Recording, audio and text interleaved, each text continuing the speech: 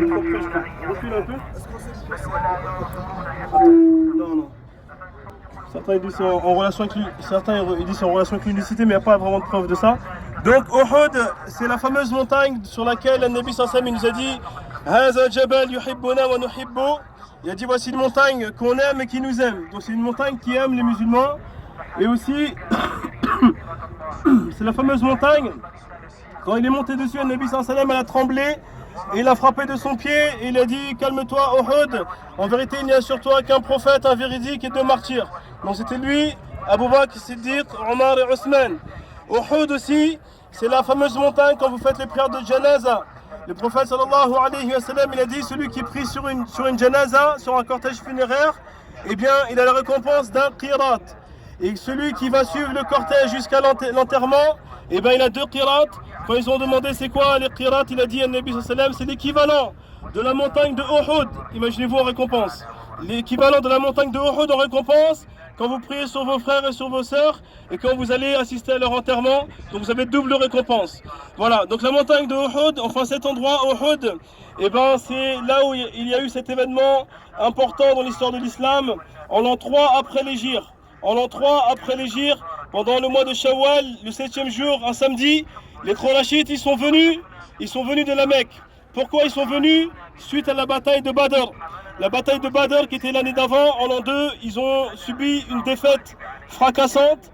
Et cette défaite, elle a menacé leur commerce. Leur commerce qui allait, qu'on connaît dans le Coran, Rihlat al-Shita wa Saif. Donc ils allaient au Yémen et ensuite ils allaient au Shem. Donc quand ils allaient au Shem, c'est les pays du nord, la Palestine, etc. Et ben ils passaient par Médine. Le Médine c'est au nord de la Mecque. Donc ça représentait un danger fatal pour eux parce qu'ils ne pouvaient plus faire leur commerce. Donc ils avaient peur pour leur argent. Alors ils sont venus avec une armée très très puissante pour l'époque de 3000 personnes. 3000 personnes pour en finir avec le prophète et l'islam sallallahu alayhi wa sallam. Ils avaient avec eux, ils disaient donc près de 3000 montures et 200 chevaux. Et 3000 chameaux et 200 chevaux. Et donc c'était quelque chose de colossal pour l'époque. C'était quelque chose de colossal pour l'époque.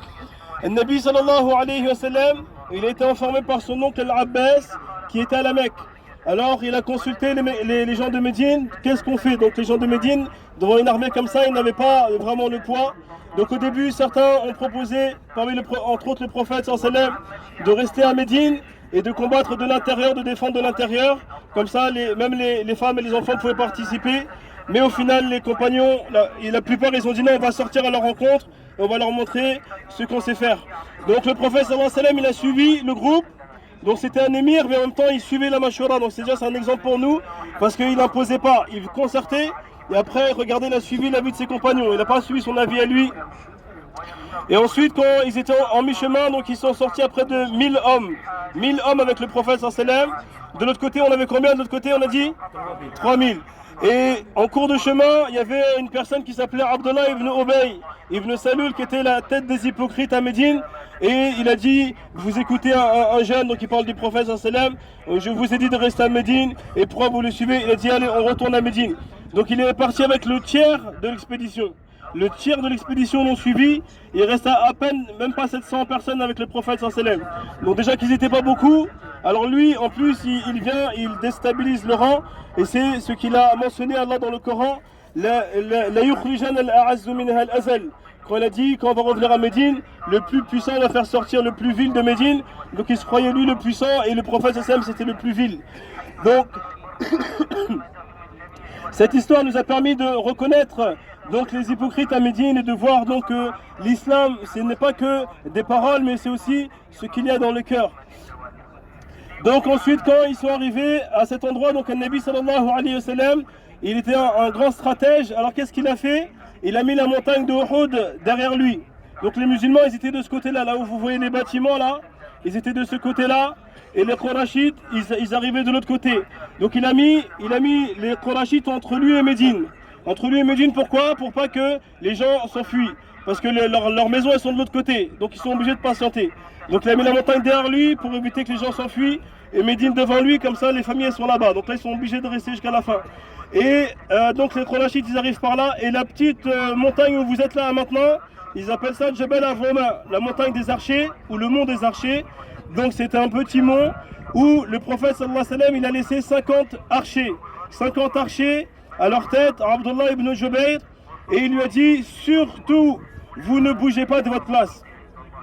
Il a dit, même si vous voyez que les oiseaux viennent nous dévorer, vous ne bougez pas de votre place. Donc il a donné un ordre formel à ces gens-là de ne pas bouger pour qu'ils protègent justement le dos des musulmans. Donc si les Mécois ils veulent faire le tour, et ben les archers ils vont les récupérer. Donc les Mécois ils sont obligés de passer par le petit chemin comme ça les musulmans ils savent, ils peuvent en petits groupes ils peuvent se défendre. Donc la bataille au début elle s'est déroulée dans le sens des musulmans. Donc alhamdoulilah, Allah il a donné le secours aux musulmans. Donc ils ont commencé à faire beaucoup de pertes dans le camp ennemi. Et comme était l'habitude des compagnons du prophète sallallahu alayhi wa sallam, donc Allah les secourait. Au point que les Qurayshites ils ont commencé à s'enfuir, ils ont commencé à avoir peur. Et à ce moment-là, donc ils commencent à partir dans tous les sens. Et c'est là que s'est passé quoi? Il s'est passé que les archers, ils ont pensé que la bataille était finie. Ils ont dit ça y est, ils sont en train de se sauver. Donc nous on va prendre le butin, Et l'émir qui était des archers, il leur a dit non, le prophète sallallahu alayhi wa sallam nous a dit de ne pas bouger. Surtout ne pas bouger de cet endroit. Et après j'ai entendu quand ils ont vu que ça y est, les musulmans ils poursuivaient les autres. Alors il y a 40 personnes sur 50 qui sont descendues de ce mont et qui ont délaissé leur poste pour aller chercher les butins. À ce moment-là, il y avait une personne qui s'appelait Khalid ibn Walid, que vous connaissez sûrement. Khalid ibn Walid qui était à la tête des cavaliers de Quraysh. Et lui, il n'avait pas bougé de sa place. Donc il était au loin, il surveillait. Et c'était un grand stratège de guerre, Khalid ibn Walid. C'était donc le chef de l'armée de Quraysh. L'émir, c'était Abu Sufyan, et lui, c'était le chef de la cavalerie. Alors il a vu ça de loin, qu'est-ce qu'il a fait? Il a dit à ses cavaliers, suivez-moi. Et ils ont contourné. Donc les musulmans, ils partent par là. Lui, il a contourné, il a fait le tour. Et il a pris les musulmans à contresens. Donc les musulmans, ils sont en train de courir par là, avec les archers par là. Et Khalid ibn Walid, il fait le tour, tranquillement, il n'y a plus personne pour défendre. Donc là, à ce moment-là, c'était un massacre. Donc il y a eu beaucoup de musulmans qui sont morts. Ils disent qu'il y a près de 70 personnes qui sont mortes à cause de quoi? Eh bien, ils nous disent la sagesse dans cette histoire, c'était à cause d'une désobéissance. Une désobéissance, les musulmans au début gagnaient alors qu'ils étaient en petit nombre. Mais dès l'instant où ils ont désobéi au prophète sallallahu alayhi wa sallam, eh ben ils ont tout perdu.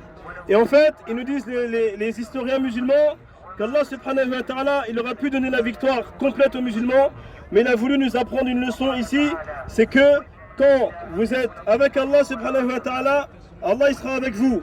Et dès l'instant où vous vous détournez des enseignements d'Allah et que vous désobéissez, alors eh ben, il n'y a plus le secours d'Allah, il n'y a plus le baraka. Et ça c'est jusqu'à aujourd'hui.